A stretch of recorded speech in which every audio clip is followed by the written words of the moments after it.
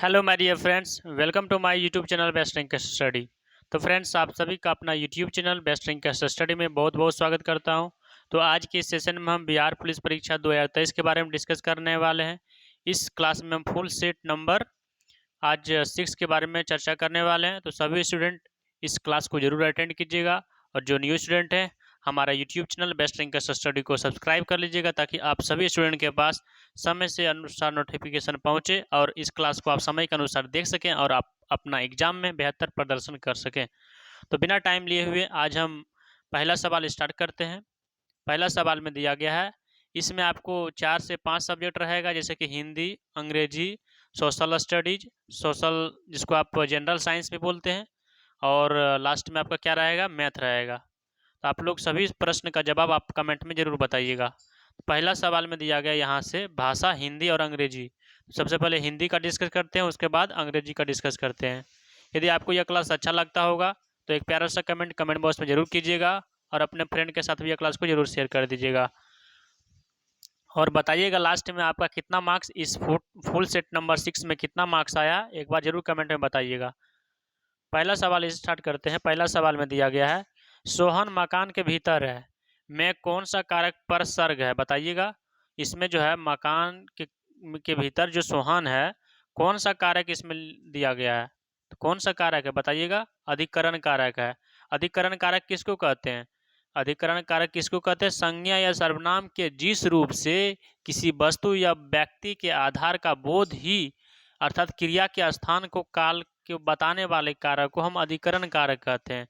जैसे कि यहाँ सोहन जो है मकान के भीतर है, मकान के भीतर है, या फिर किसी के चीज के अंदर होने की अवस्था बताएगा, या फिर ऊपर की बताएगा, अंदर रहेगा या फिर ऊपर रहेगा, ये सब क्या हो जाएगा, अधिकरण कारक हो जाएगा। इसलिए ऑप्शन नंबर 1 करेक्ट आंसर हो जाएगा। अगला सवाल दिया गया 2 नंबर प्रश्न में। 2 नंबर प्रश्न में क्या दिया गया है, निम्नलिखित वाक्यों में से कौन सा वाक्य शुद्ध है? वाक्य बताना है कौन सा वाक्य इसमें शुद्ध है। शुद्ध वाक्य बताइए, तो आप लोग पढ़िएगा। पहला ऑप्शन में दिया गया है, मृत्यु से पहले मेरी माँ ने मुझे बुलाया। ये क्या सही लग रहा है आपको? मृत्यु के पहले मेरी माँ मुझे बुलाया। 80 नंबर में दिया गया, मृत्यु के पहले मेरी माँ मुझको बुलाया। बताइएगा कौन सा ऑप्शन आपके अनुसार सही लग रहा है। यदि आपको लग रहा है कि कोई ऑप्शन सही नहीं है, तो आप ऑप्शन नंबर डी करेक्ट कर सकते हैं। तो बताइए, मृत्यु से पहले मेरी माँ ने मुझे बुलाया, इसलिए इसका करेक्ट आंसर क्या हो जाएगा, 2 का ऑप्शन नंबर 1 करेक्ट आंसर हो जाएगा। अगला प्रश्न दिया गया 3 नंबर प्रश्न, उसने कहा है कि मैं कल तुम्हारे घर जाऊंगा।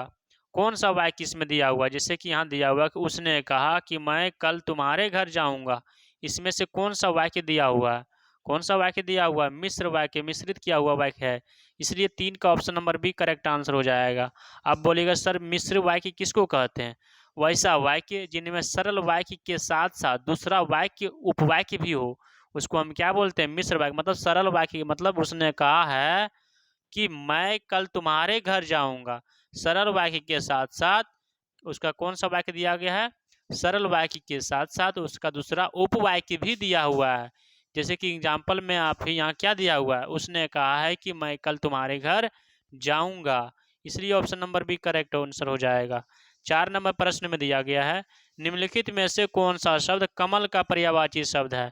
कमल का पर्यायवाची शब्द क्या होता है? पंकज होता है, जलज होता है। पंकज, नीरज, जलज, कंज, राजीव, अंबुज, पुष्कर। कौन सा ऑप्शन में दिया गया है? ऑप्शन में क्या दिया हुआ है? इसमें अरविंद भी होता है, इसलिए इसका करेक्ट आंसर क्या हो जाएगा? 4 का ऑप्शन नंबर सी।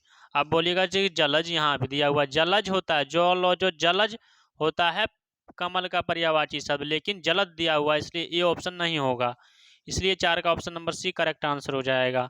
5 नंबर प्रश्न में दिया गया है कि लोहे का चना चबाना मुहावरा का क्या अर्थ होता है? तो लोहे का चना चबाना का मुहावरा का अर्थ होता है, क्या होता है? संघर्ष करना, परिश्रम करना, मेहनत करना, इसलिए 5 का option number C correct answer हो जाएगा।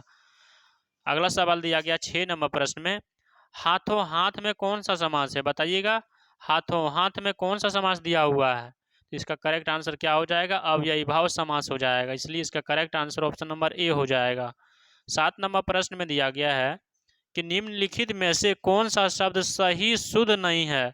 सही रूप से कौन सा शब्द इसमें शुद्ध नहीं है आपको बताना है। तो बताइएगा, दवाइयाँ, उज्ज्वल, मयंक, उपयुक्त सभी, कौन सा इसमें क्या है, शुद्ध नहीं है, मतलब कौन सा शब्द इसमें गलत लग रहा है आपको। करेक्ट आंसर क्या हो जाएगा, दवाइयाँ तो ठीक है, उज्ज्वल क्या है, उज्ज्वल ही तो गलत है, इसका करेक्ट आंसर क्या हो जाएगा, उज्ज्वल हो जाएगा। इसलिए 7 का option number B correct answer हो जाएगा। आप बोलिएगा कि सर उज्ज्वल किस प्रकार से लिखा जाता है, उज्ज्वल किस प्रकार से लिखा जाता है, तो उ आधा जो पूरा जो वल उज्ज्वल इस तरह से लिखा जाता है, आधा जो डबल देना है उज्ज्वल, ठीक। इसलिए इसका करेक्ट आंसर क्या हो जाएगा, ऑप्शन नंबर बी हो जाएगा। अगला सवाल हो जाएगा 8 नंबर प्रश्न। 8 नंबर प्रश्न में दिया गया है कि निम्नलिखित किस शब्द में समास है, बताइएगा कौन सा शब्द में जो है समास है। तो क्या है, राजाध्यक्ष, राजा रानी, यथाशक्ति, मतलब तीनों है। इसलिए आप करेक्ट कर सकते हैं ऑप्शन नंबर डी, उपयुक्त सभी, ऑप्शन नंबर डी। अगला सवाल दिया गया 9 नंबर प्रश्न में, what is the similar meaning of the antagonistic. Antagonistic का क्या मतलब है, सिमिलर का मतलब होता है सेम, सेम जिस तरीके से आप बताते हैं हिंदी में पर्यायवाची शब्द, उसी तरीके से आपको इंग्लिश में भी बताना है, साइनोनिम जिसको आप सिमिलर बोलते हैं। 9 का ऑप्शन नंबर क्या हो जाएगा, option number C correct answer हो जाएगा। तो आप बोलेगा सर सिमिलर तो लिखा हुआ है, लेकिन एंटागोनिस्ट का मतलब क्या होता है, एंटागोनिस्ट का मतलब क्या होता है, एंटागोनिस्ट का मतलब होता है जो ज़्यादा नफरत नहीं करता है। इसका अपोजिट क्या हो जाएगा, न अपोजिट नहीं, सिमिलर ही देना है, तो एंटागोनिस्ट का साइनोनिम हो जाएगा अपोनेंट, ऑप्शन नंबर सी। अगला सवाल दिया गया 10 नंबर प्रश्न में, what is the most opposite meaning of the insane. Insane का अपोजिट मीनिंग बताना है। तो इंसेन का आपको अपोजिट मीनिंग बताना है, मतलब उल्टा शब्द बनाना है। तो क्या हो जाएगा, इंसेन का अपोजिट मीनिंग हो जाएगा सेन हो जाएगा। इन लग गया, इनको हटा करके सेन बना देना, इसलिए ऑप्शन नंबर सी हो जाएगा। 11 नंबर प्रश्न में दिया गया, that which is fit to be eaten is known is dash. Is के साथ क्या हो जाएगा, that which is fit to be eaten क्या है, खाने योग्य है, इज नॉन एज डैश, मतलब कोई भी चीज खाने योग्य होता है उसको किस नाम से जाना जाता है, टेस्टलेस, इटर्नल, एडिबल, इनकैपेबल। इसलिए इसका करेक्ट आंसर क्या हो जाएगा, ऑप्शन नंबर सी एडिबल। खाने योग्य को क्या बोलते हैं, एडिबल बोलते हैं। वन वर्ड सब्स्टिट्यूशन का सवाल था ये, ऑप्शन नंबर सी। 12 नंबर सवाल में दिया गया कि which of the following is similar in meaning as the phrase in name only. Similar बताना है, इन नेम ओनली का सिमिलर क्या हो जाएगा, तो इसका करेक्ट आंसर हो जाएगा ऑप्शन नंबर बी, नॉमिनल हो जाएगा, ऑप्शन नंबर बी हो जाएगा। इन नेम ओनली, तो इसका क्या हो जाएगा, नॉमिनल हो जाएगा। अगला सवाल दिया गया 13 नंबर प्रश्न में। 13 नंबर प्रश्न में क्या दिया गया, fill up the blanks with the correct option. Independence has brought equality opportunity but mere laws dash equal right was not enough. इसका क्या आंसर हो जाएगा, यहाँ क्या लिखा हुआ है, but mere laws dash equal rights was not enough. इसका करेक्ट आंसर क्या हो जाएगा, 13 का option number D is the correct answer, legalising हो जाएगा। Independence has brought equality of opportunity but mere laws legalising dash equal legalising equal rights was not enough, option number D is the correct answer.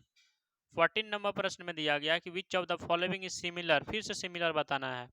Similar का क्या मतलब होता है, जो same meaning देता है, क्या हो जाएगा इसका correct answer, which of the following is similar in meaning in the phrase.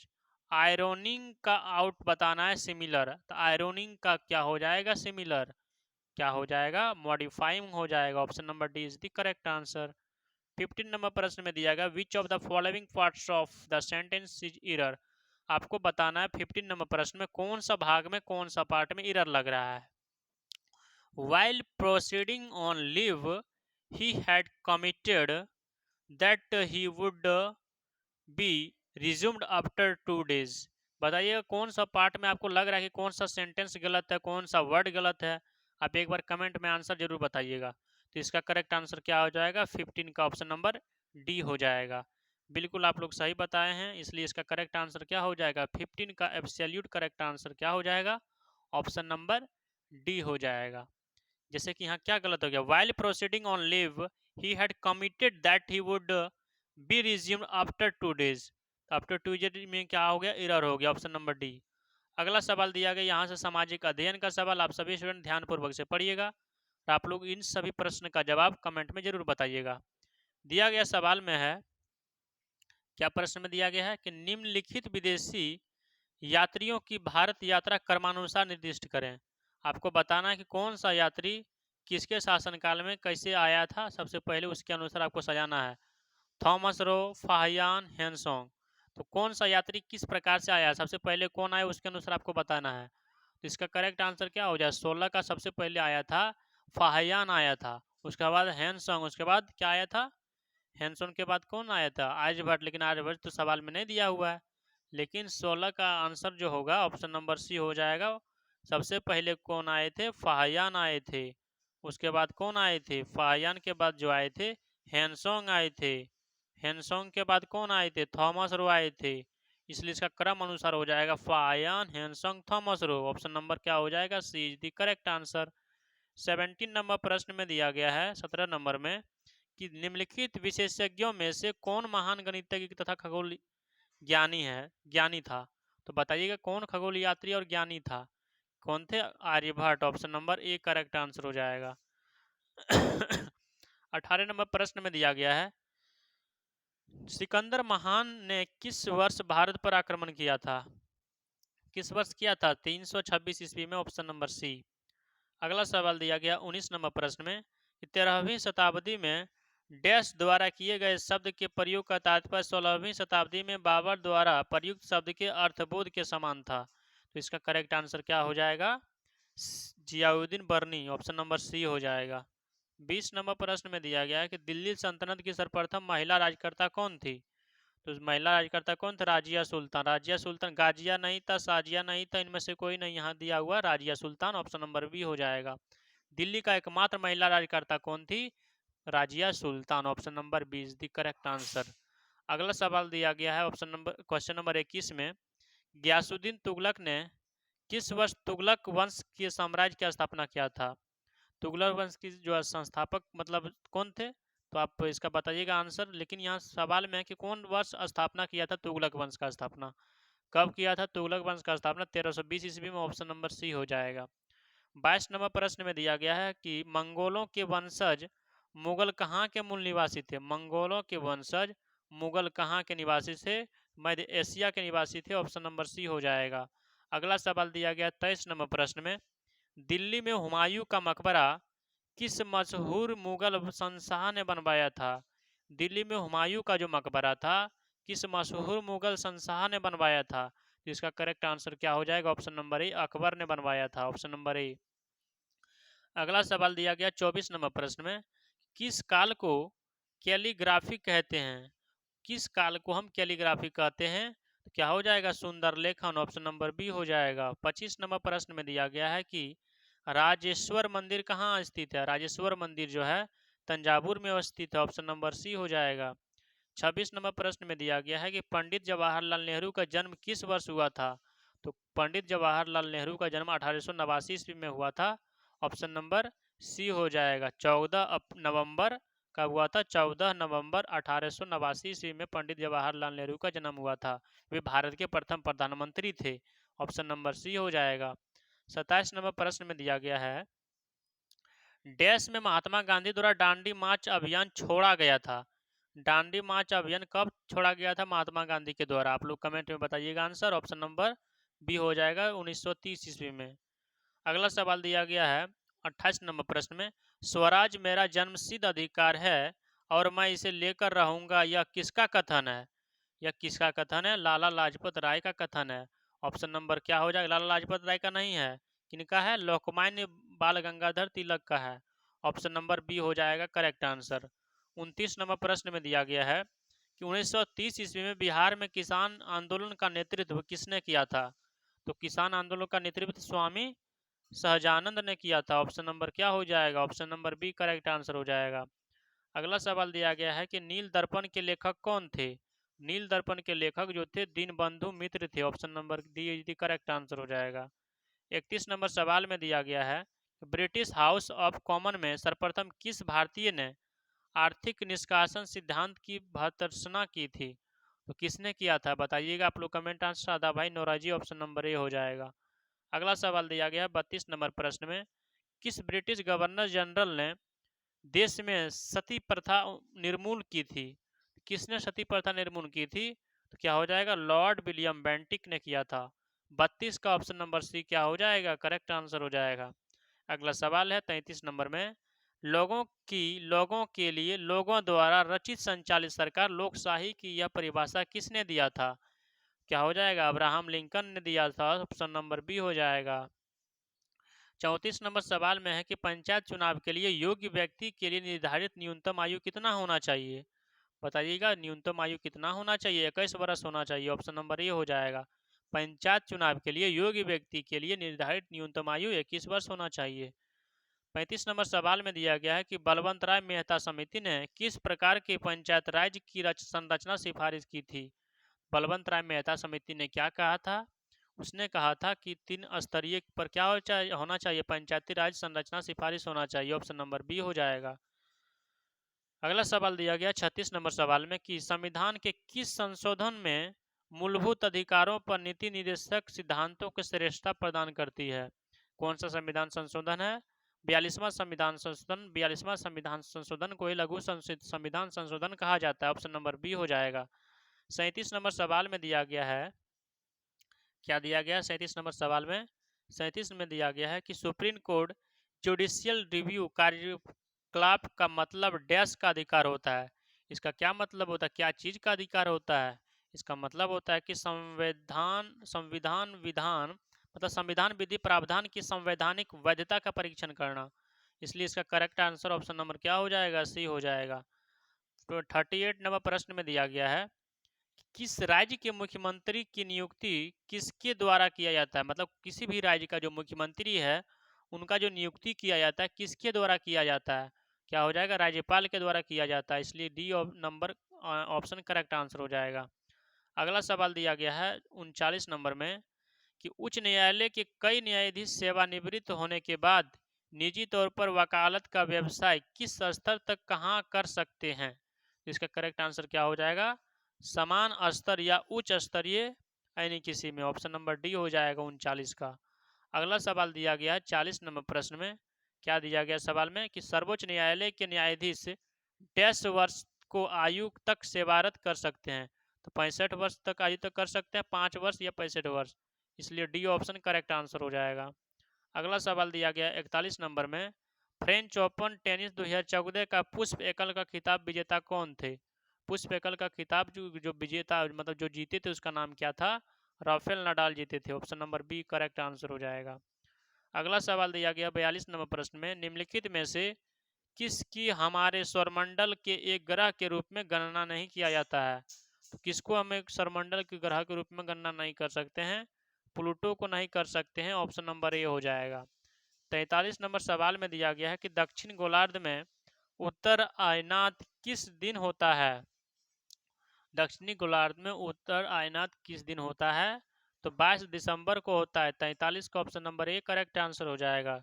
44 number प्रश्न में दिया गया है कि पृथ्वी का प्राकृतिक उपग्रह कौन सा है? तो चंद्रमा है। ऑप्शन नंबर बी हो जाएगा। अगला सवाल दिया गया 45 नंबर में, दिल्ली से हावड़ा चलने वाली राजधानी एक्सप्रेस कहाँ से? दिल्ली से हावड़ा चलने वाली राजधानी एक्सप्रेस गुजरती है।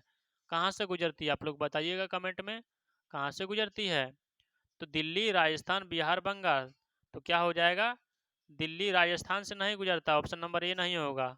दिल्ली पंजाब, पंजाब से तो नहीं गुजरता है, इसलिए इसका करेक्ट आंसर बी भी नहीं होगा। दिल्ली, उत्तर प्रदेश, बिहार, बंगाल, यही क्या हो जाएगा? दिल्ली, उत्तर प्रदेश, बिहार, बंगाल। ऑप्शन नंबर क्या हो जाएगा? C correct answer. आपसे पूछा जाए कि दिल्ली से हावड़ा जब राजधानी एक्सप्रेस चलती है तो कहाँ से कहाँ तक गुजरता है? दिल्ली, उत्तर प्रदेश, बिहार, बंगाल। ऑप्शन नंबर क्या हो जाएगा? 45 का ऑप्शन नंबर सी हो जाएगा। 46 नंबर सवाल में दिया गया है गीतांजलि एक्सप्रेस डैश के बीच चलती है। गीतांजलि जो एक्सप्रेस है कहाँ से कहाँ तक चलती है? हावड़ा और मुंबई के बीच चलती है। Option number C correct answer हो जाएगा। अगला सवाल है 47 नंबर में, दक्षिण नवल कमांड का मुख्यालय कहाँ है? दक्षिणी नवल कमांड का जो मुख्यालय कहाँ है? कोच्चि में। ऑप्शन नंबर ए हो जाएगा। 48 नंबर प्रश्न में दिया गया है कि निम्नलिखित में से कौन सा देश का सबसे पुराना पैरामिलिट्री दल है? बताइएगा सबसे पुराना पैरामिलिट्री दल कौन सा है?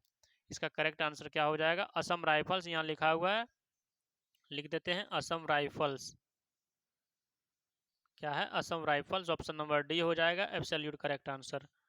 अगला सवाल दिया गया है 49 नंबर में कि पूर्व नवल कमांड कहाँ अवस्थित है। पूर्व नवल नीचे था, मतलब पिछला सवाल में था दक्षिणी का, यहाँ पूर्व नवल कमांड का मुख्यालय पूछा जा रहा है। क्या इसका करेक्ट आंसर हो जाएगा? विशाखापट्टनम है, इसलिए इसका correct answer option number B हो जाएगा। 50 नंबर प्रश्न में दिया गया है कि निम्नलिखित में से कौन सा भारत का राष्ट्रगीत है। वंदे मातरम, सारे जहां से जनगण और जिनमें से कोई नहीं। इसका क्या करेक्ट आंसर हो जाएगा? ऑप्शन नंबर क्या हो जाएगा? ऑप्शन नंबर ए हो जाएगा, वंदे मातरम भारत का राष्ट्रगीत है। अगला सवाल दिया गया है 51 नंबर प्रश्न में, भारत के प्रथम उपराष्ट्रपति कौन थे। तो क्या हो जाएगा? सबसे पहला जो भारत का उपराष्ट्रपति थे उसका नाम क्या है? Doctor S Radhakrishnan.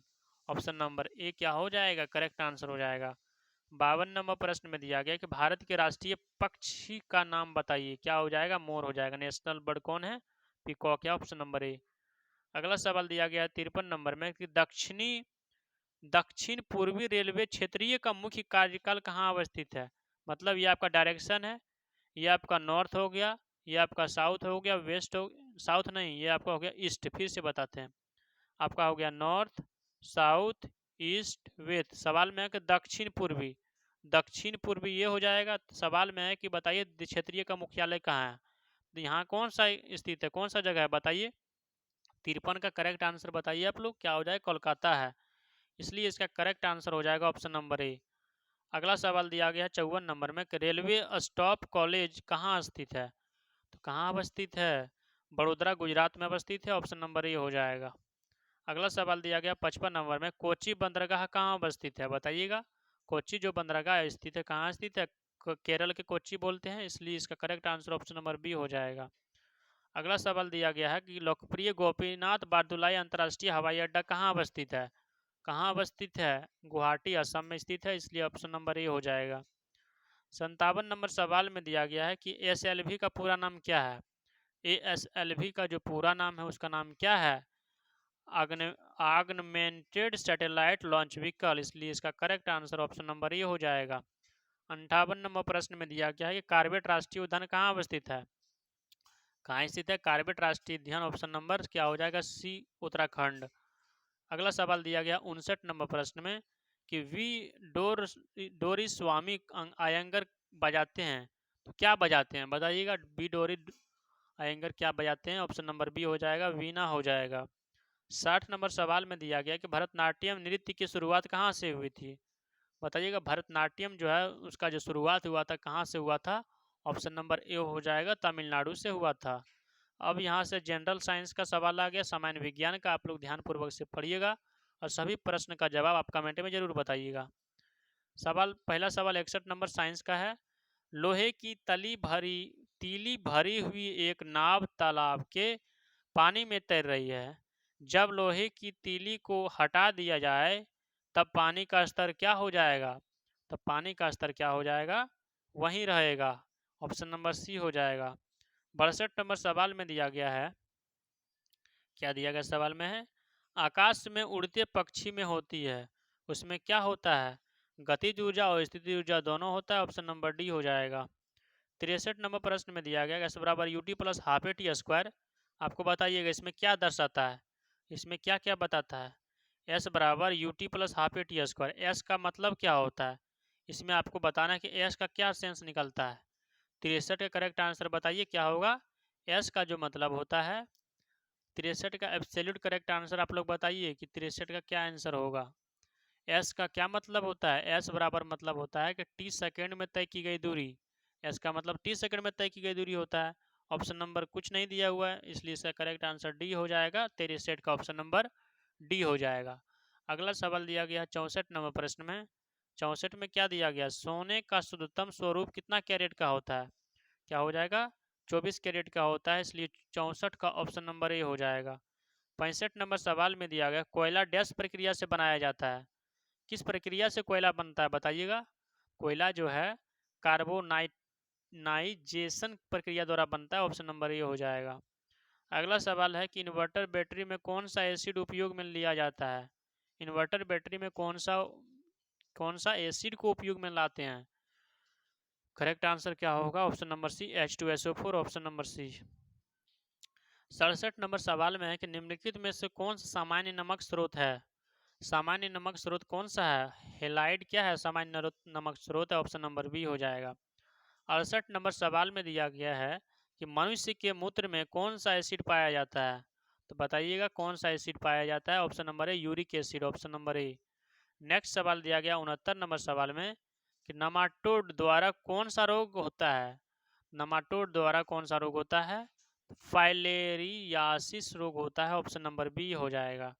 70 नंबर प्रश्न में दिया गया कि श्वेत रक्त कणिका का वायु क्या दिया हुआ है, श्वेत रक्त कणिका का मुख्य कार्य क्या है, इसका बताइएगा मुख्य कार्य क्या है। हो जाएगा संक्रमण से लड़ना, ऑप्शन नंबर बी हो जाएगा।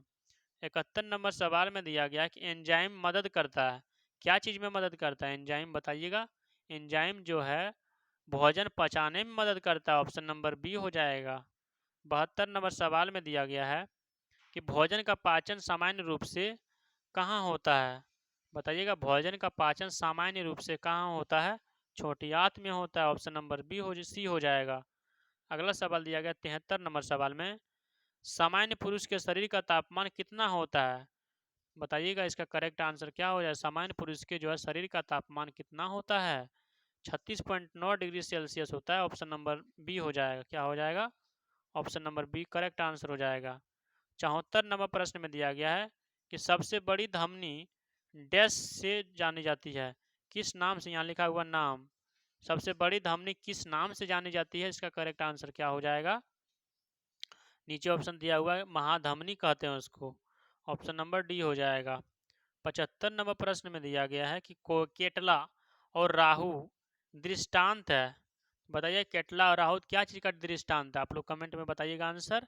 फ्रेश वाटर फिश का, ऑप्शन नंबर ए हो जाएगा। 76 नंबर सवाल में दिया गया है कि ब्लीचिंग पाउडर का रासायनिक सूत्र क्या होता है, CaOCl2 होता है, ऑप्शन नंबर बी में दिया हुआ है, इसलिए 76 का option number B absolute correct answer हो जाएगा। 77 नंबर सवाल में दिया गया है कि एलवे ज्वाइंट किस प्रकार का ज्वाइंट है, एलवे ज्वाइंट किस प्रकार का ज्वाइंट है, हिंग ज्वाइंट है, ऑप्शन नंबर डी हो जाएगा। 78 नंबर सवाल में दिया गया है कि रक्त परिवहन तंत्र की व्याख्या किसने किया था, तो बताइएगा इसका करेक्ट आंसर क्या हो जाएगा। हार्वे किया था, ऑप्शन नंबर बी हो जाएगा। नेक्स्ट सवाल दिया गया प्राकृतिक वरण 79 में प्राकृतिक वरण नेचुरल सेलेक्शन का सिद्धांत किसने दिया था, इसका करेक्ट आंसर क्या हो जाएगा। चार्ल्स डार्विन ने दिया था, ऑप्शन नंबर बी हो जाएगा। 80 नंबर प्रश्न में दिया गया है कि अंधों के पढ़ने की लिपि को क्या कहते हैं, इसका करेक्ट आंसर क्या हो जाएगा। अंधे के पढ़ने की लिपि को ब्रेल लिपि कहते हैं, ऑप्शन नंबर सी। 81 नंबर सवाल में दिया गया कि ध्वनि की तीव्रता निर्धारित होती है, कितनी निर्धारित होती है, आयाम से, आधा आयाम से ही निर्धारित करते हैं, इसलिए इसका करेक्ट आंसर हो जाएगा 81 का ऑप्शन नंबर ए। अगला सवाल दिया गया है कि सीड्स क्या है, बताइएगा सीड्स जो है वह क्या है, तो घातक मृत्यु रोग है, ऑप्शन नंबर बी हो जाएगा। 83 नंबर सवाल में दिया गया कि पितरस का क्या कार्य होता है, पितरस क्या कार्य करता है, आप लोग बताइएगा आंसर क्या होगा। वसा का एमल्सीकरण करता है, ऑप्शन नंबर बी हो जाएगा। नेक्स्ट सवाल दिया गया है 84 में एटिलीन क्या है, एटिनिल किस लिए प्रयोग लाया जाता है, तो आप लोग कमेंट में आंसर बताइएगा। 84 का करेक्ट आंसर क्या हो जाएगा, इसका करेक्ट आंसर जो हो जाएगा ऑप्शन नंबर बी रक्तचाप घटाने के लिए, ऑप्शन नंबर बी हो जाएगा। अगला सवाल दिया गया 85 नंबर सवाल में आपको बताना है, इसमें क्या बताना है, नीचे दिए गए परिपथ के अनुसार परिपथ में धारा की संगणना कीजिए। धारा की संगणना मतलब आई बराबर भी बराबर फॉर्मूला क्या होता है, आई इंटू आर, इसमें आई को बोलते हैं धारा, आई बराबर फॉर्मूला क्या हो जाएगा, भी बटे आर हो जाएगा। तो भी कितना है, भी आपका कितना, सबसे पहले आर आपको निकालना पड़ेगा। आर कैसे निकालिएगा, R1 plus R2 plus R3 के अनुसार फॉर्मूला लगा के निकालिएगा, तो इसका करेक्ट आंसर कैसे आप बनाइएगा। 85 को यदि आप बनाते हैं तो इसका करेक्ट आंसर क्या हो जाएगा, आर का मान आपको जोड़ना पड़ेगा, 2 और 2 4 और 2 6, क्या हो जाएगा 6 बटे में आ जाएगा। और भी का मान कितना है, भी का जो मान है 1.5 प्रत्येक वोल्ट दिया हुआ, क्या दिया हुआ है 1.5 प्रत्येक वोल्ट, दुगना करेंगे क्या हो जाएगा, इसका करेक्ट आंसर क्या होगा 3 हो जाएगा।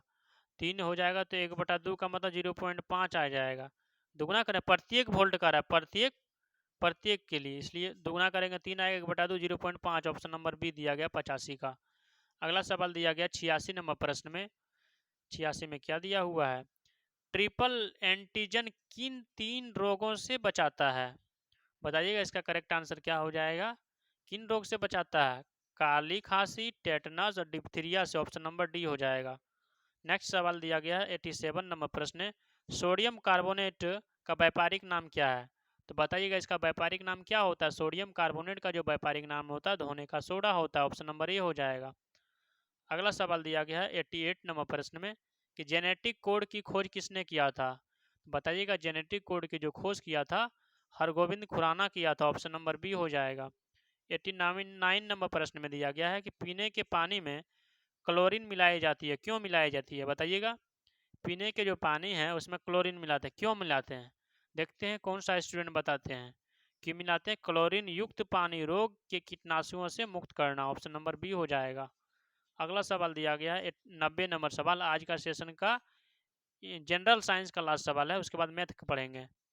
शरीर में आयोडीन की कमी में से कौन सा बीमारी होता है? आयोडीन यदि कमी हो जाएगा तो कौन सा रोग हो जाएगा? घेंघा रोग होगा। ऑप्शन नंबर डी हो जाएगा 90 का। अब से मैथ पढ़ते हैं। आप सभी स्टूडेंट मैथ को ध्यानपूर्वक से पढ़िएगा। मैथ में क्या दिया हुआ है, एक ऋजु रेखा पर दो आसन कोणों का मान x डिग्री और इतना है, तो दोनों में से छोटे कोण का मान बताइए। तो इसका क्या हो जाएगा, इसका करेक्ट आंसर आप लोग कैसे इसको सॉल्व कैसे कीजिएगा, इसको आप जोड़ दीजिएगा। जैसे कि ऋजु रेखा पर दो आसन कोणों का मान हम जानते हैं कि दोनों को ऐड करेंगे तो 180 डिग्री के बराबर आएगा, आएगा कि नहीं आएगा? तो आप बोलेगा हाँ सर बिल्कुल आएगा। तो x degree plus 2x degree minus 70 degree है बराबर 180। यदि आप इसको हल कीजिएगा तो x का जो मान आ जाएगा क्या आएगा, 69 डिग्री आएगा। इसलिए इसका करेक्ट आंसर क्या हो जाएगा, ऑप्शन नंबर बी हो जाएगा। 91 का option number B correct answer हो जाएगा। 92 नंबर प्रश्न में दिया गया है कि एक आदमी की उम्र अपने लड़के की उम्र से 24 वर्ष अधिक है, ठीक, 2 वर्ष में उसकी उम्र लड़के की उम्र से दुगनी हो जाएगी, तो लड़के की वर्तमान आयु बताइएगा। तो आप इसको कैसे बनाइएगा, मान लेते हैं कि लड़का की उम्र क्या है, x वर्ष है, ठीक। अब कह रहा है क्या कि एक आदमी की उम्र अपने लड़के की उम्र से 24 वर्ष अधिक है, तो लड़का की उम्र मान लिए हैं x वर्ष, उसके पिता की उम्र क्या हो जाए, आदमी की उम्र जो है उस लड़का की उम्र से 24 वर्ष अधिक है, मान लीजिए इसका इक्वेशन, ठीक। और सवाल में कह रहा है, क्या कह रहा है कि 2 वर्ष के बाद वह लड़का की उम्र से आदमी क्या हो जाएगा, दुगना उम्र का हो जाएगा। तो इसको हम समीकरण से लिखेंगे x प्लस 2 मतलब क्या हो जाएगा, 2 वर्ष के बाद प्लस क्यों दिया, क्योंकि 2 वर्ष के बाद प्लस होता है, और आदमी का क्या हो जाएगा x प्लस 4 x प्लस 24, और ब्रैकेट में देना है, बाद देना है +2, क्योंकि 2 वर्ष के बाद बोल रहा है। कह रहा है 2 वर्ष के बाद वह आदमी जो है लड़का की उम्र से क्या हो जाएगा, दुगना हो जाएगा। आदमी दुगना है ही, लेकिन इसको क्या करना है, बराबर करना है, तो लड़का की उम्र में दुगना करना पड़ेगा। यदि आप इसको सॉल्व करते हैं तो x का जो मान आ जाएगा 22 आ जाएगा। मैं ऐसा उम्मीद करता हूँ आपको यह सवाल समझ में आया होगा। ऑप्शन नंबर डी में दिया गया है। अगला सवाल दिया गया 93 नंबर प्रश्न में, यदि a माइनस बी बराबर 3 है तो a square plus b square का मान क्या होगा? ए स्क्वायर का मान इतना दिया हुआ तो ए बी का मान क्या होगा? आप इसको कैसे हल कीजिएगा, ए माइनस बी दिया हुआ है, a square plus b square भी दिया हुआ है। इसका जो फॉर्मूला होता है क्या होता है, इसका जो फॉर्मूला होता है a square plus b square minus 2ab। तो आप किसको कैसे हल कीजिएगा, तो a square plus b square का क्या मान है, ए स्क्वायर जो है प्लस बी स्क्वायर का जो मान दिया हुआ क्या दिया हुआ है, इसका जो मान दिया हुआ 3 दिया हुआ है। जैसे कि आप इसको हल यदि कीजिएगा तो कैसे आप इसको हल कीजिएगा, क्या हो जाएगा, ए माइनस बी का होल स्क्वायर हो जाएगा। हाँ बिल्कुल सही बोले, इसलिए क्या हो जाएगा 3 का स्क्वायर हो जाएगा बराबर 9 हो जाएगा इसका मान। तो 29 में से आप 9 घटाएंगे तो क्या आ जाएगा, 20 आ जाएगा। तो ए बी कह रहा है, ए बी को तो बटा 2 करेंगे क्या आएगा, 10 आएगा। आपको एक बार फिर से बता देते हैं, जैसे कि यहाँ देखिए क्या दिया हुआ है, ए माइनस बी और a square plus b square. तो इसको कैसे कर सकते हैं, a square plus b square minus 2ab। तो ये दोनों तरफ आप स्क्वायर यदि कर देते हैं तो क्या हो जाएगा, 3 का स्क्वायर बराबर 9 हो जाएगा, ठीक। तो क्या हो जाएगा, तो 29 में से 9 घटाइएगा 20 हो जाएगा। तो ए बी बराबर क्या हो जाएगा, ए बी बराबर हो जाएगा 20/2 10, ऑप्शन नंबर ए हो जाएगा। 94 नंबर प्रश्न में दिया गया है कि रामू एक पुराना स्कूटर इतना रुपया में खरीदता है और इतना की मरम्मत खर्च लगता है, यदि वह स्कूटर को इतना रुपया में बेचता है तो उसका प्रतिशत लाभ बताइए कितना होगा। मतलब सबसे पहले आपको यहाँ ये देखना होगा कि रामू ने खरीदा है और मरम्मत किया, टोटल उसको खरीदने में कितना लग गया, तो कॉस्ट प्राइस उसका कितना हो जाएगा। इसको यदि ऐड करते हैं आप कितना हो जाएगा, 55 हो जाएगा, तो 5500 इसका हो जाएगा, टोटल कॉस्ट प्राइस इसका हो जाएगा 5500 हो जाएगा। अब कह रहा है कि क्या कह रहा है कि इतना रुपया में बेच देता है, 5800 रुपया में बेच देता है, मतलब इसका सेलिंग प्राइस क्या हो जाएगा, 5800 रुपया हो जाएगा। अब क्या कह रहा है कि उसका प्रतिशत लाभ बताइए, मतलब खरीदा 5500, बेचेगा 5800 में, तो कितना का उसको प्रॉफिट हुआ, 300 का प्रॉफिट हुआ, कितना में से, 5500 में से। ठीक, तो 100 में कितना हुआ, तो आपको इसको हल कीजिएगा तो 0 से 0 कट जाएगा। तो आप इसको कैसे हल कीजिएगा, 5 से काटेगा तो 11 आएगा, 5 से काटेगा तो यहाँ क्या आएगा, 60 आएगा। तो क्या आ जाएगा इसका करेक्ट, 11×6 = 66 नहीं होगा, 11×5 = 55, 5 सही, 5/11%। ऑप्शन नंबर किस नाम में दिया गया, ऑप्शन नंबर सी में दिया गया है, 94 का ऑप्शन नंबर सी हो जाएगा। 95 नंबर प्रश्न में दिया गया है कि एक व्यक्ति अपने वेतन का इतना % खर्च करता है और प्रति मास इतना रुपया की बचत करता है, तो उसकी मासिक आय बताइए क्या होगा। तो 65 क्या कर रहा है कि इतना रुपया खर्च करता है, 65% मान लीजिए आप कमाते हैं 100%, 65% आप खर्च कर देते हैं तो बचता है आपके पास कितना, 35% बचता है। तो 35% का फ्रैक्शन वैल्यू क्या होता है, 5×7=35, 5 से काटिएगा तो 20, 7/20 होगा, मतलब आप जो है 7/20 क्या कर लिए हैं, बचत कर लिए हैं। तो आप इसको कैसे हल कीजिएगा, यदि आप इसको हल कीजिएगा तो आपका होगा कि मान लीजिए कि एक्स का जो एक्स रुपया कमाए थे, एक्स का 35% आप बचत कर लिए। और यहाँ क्या कह रहा है, यहाँ सवाल में कह रहा है जैसे कि आपको इसी तरह बताते फ्रैक्शन जो हम बताए थे ना, इसी तरह बनाइए। जैसे कि 20 में 7 बचत करता है, टोटल 20 कमाता है, उसमें से 7 बचत करता है। 7 का मान दिया हुआ है 525, कितना गुना है, 7×7 = 49, 49 और 3 7×5 = 35, 75 गुना है, 1 यूनिट का मान 75 गुना है, तो 20 यूनिट का मान कितना हो जाएगा, 20 यूनिट का मान कितना हो जाएगा, 20 गुना 75 कीजिएगा तो कितना आएगा, 1500 आएगा। ऑप्शन नंबर बी हो जाएगा करेक्ट आंसर। 96 नंबर प्रश्न में दिया गया है, क्या दिया गया प्रश्न में है, 96 नंबर प्रश्न में दिया गया, नीचे दिए गए त्रिभुज में ए बी बराबर बी सी, ए बी जो है, ई जो है ए बी कह रहा है बी सी के बराबर है, ठीक। और कौन ए बराबर 2x - 20 डिग्री, कौन ए जो है, ए का मान कितना दिया गया, 2x - 20 डिग्री, तो कौन बी का मान आप कैसे निकालिएगा, तो कौन बी का मान आप कैसे निकालिएगा, इसको फॉर्मूला पर हल कीजिएगा तो इसको आप कैसे निकालिएगा। जैसे कि हम जानते हैं कि त्रिभुज के सभी कोणों का मान क्या होता है, 180 डिग्री के बराबर होता है। तो इसको यदि हम जोड़ते हैं तो कितना आएगा, x+2 देखिए यहाँ क्या कह रहा है, कौन ए जो है 2x - 20 डिग्री के बराबर है, ठीक है, 2x × 2x - 20 करेंगे बराबर 180 डिग्री, एक्स का मान जो है क्या होगा, 44 डिग्री, ऑप्शन नंबर सी हो जाएगा। 97 नंबर प्रश्न में दिया गया उस वृत्त की परिधि ज्ञात करें जिसका क्षेत्रफल इतना वर्ग मीटर है। तो बताइए परिधि का फॉर्मूला होता है 2πr, लेकिन सबसे पहले हमको त्रिज्या रहेगा तब ना परिधि निकालेंगे। तो सबसे पहले वृत्त का आपको क्षेत्रफल निकालना होगा, वृत्त का क्षेत्रफल पाई r होगा, पाई का मान 22/7 होगा, r² बराबर 24.64 दिया हुआ है, ठीक। यदि आप इसको हल कीजिएगा और 2πr पर यदि आप इसको बैठाते हैं इसका वैल्यू को, r का मान को, तो 97 का जो आंसर आएगा 17.60, ऑप्शन नंबर सी हो जाएगा। अगला सवाल दिया गया है 98 नंबर प्रश्न में, एक वर्ग का विकर्ण इतना है तो वर्ग का क्षेत्रफल क्या होगा। तो हम जानते हैं कि हम क्या जानते हैं, हम जानते हैं कि वर्ग का जो विकर्ण का फॉर्मूला होता है √2 × भुजा होता है, भुजा होता है कि ना होता है, √2 गुना भुजा, भुजा निकलेगा तभी ना वर्ग का क्षेत्रफल निकालिएगा। तो विकर्ण का मान दिया हुआ कितना, 20 दिया हुआ है, तो 20 बराबर इतना गुना, तो क्या हो जाएगा, भुजा का मान हो जाएगा 20/√2। आप इसके भुजा का स्क्वायर कीजिए क्योंकि क्षेत्रफल निकालना है, 20 का स्क्वायर 400 हो जाएगा, 400 हो जाएगा, √2 का स्क्वायर क्या कीजिएगा तो 2 बच जाएगा, तो क्या हो जाएगा इसका आंसर 200 हो जाएगा। ऑप्शन नंबर क्या हो जाएगा, ऑप्शन नंबर बी हो जाएगा 200 वर्ग मीटर। 99 नंबर प्रश्न में दिया गया कि षष्ठभुज के कोणों का योग का मान कितना होता है।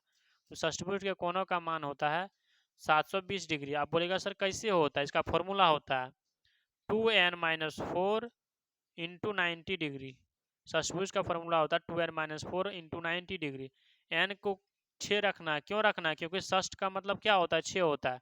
12 में से 4 जाएगा, क्या हो जाएगा, 8। 8 गुना 90 की जगह 720, ऑप्शन नंबर ये हो जाएगा। 100 नंबर प्रश्न में दिया गया है। आज का सेशन का लास्ट सवाल है। मैं ऐसा उम्मीद करता हूँ कि आप सभी स्टूडेंट को बहुत अच्छी तरीके से यह क्लास समझ में आ गया होगा। यदि आपको यह क्लास समझ में आता है, कुछ बेनिफिट होता है इस क्लास से, तो आप एक प्यारा सा कमेंट बॉक्स में जरूर कीजिएगा और यह सेशन को जरूर शेयर कीजिएगा। त्रिभुज एबीसी का शीर्ष कोण ए जो है 90 डिग्री का है। बीसी का लंबाई ज्ञात कीजिए। यदि ए बी बराबर 24 डिग्री मिलीमीटर है, ए सी का मान कितना हो जाएगा। जिसकी मान लीजिए एक त्रिभुज दिया हुआ है कि ए है, बी है, सी दिया हुआ है। ए सी का मान 7 सेंटीमीटर दिया हुआ है। क्या दिया हुआ है, फिर से बनाते हैं फिगर को, फिर से बनाते हैं। ए है, बी है, सी है। ए सी का मान क्या दिया हुआ है, ए सी का जो मान दिया हुआ है 24 सेंटीमीटर दिया हुआ है। ए बी का मान 24 सेंटीमीटर है, तो ए बी का मान 24 सेंटीमीटर रखिए और ए सी का मान 7 सेंटीमीटर रखिए। तो यहाँ क्या कर रहा है, बी सी की लंबाई कैसे निकालिएगा, बी सी बराबर हो जाएगा A B square plus B C square, क्योंकि इसको 90 डिग्री यदि मानते हैं तो क्या हो जाएगा, बी सी स्क्वायर बराबर ए बी का स्क्वायर प्लस ए सी का स्क्वायर। यदि आप इसको हल करते हैं, इसका मान हो जाएगा 25 मिलीमीटर। Option number B. मैं ऐसा उम्मीद करता हूँ कि आप सभी स्टूडेंट को बहुत अच्छी तरीके से यह क्लास समझ में आ गया होगा। Thank you. जय हिंद।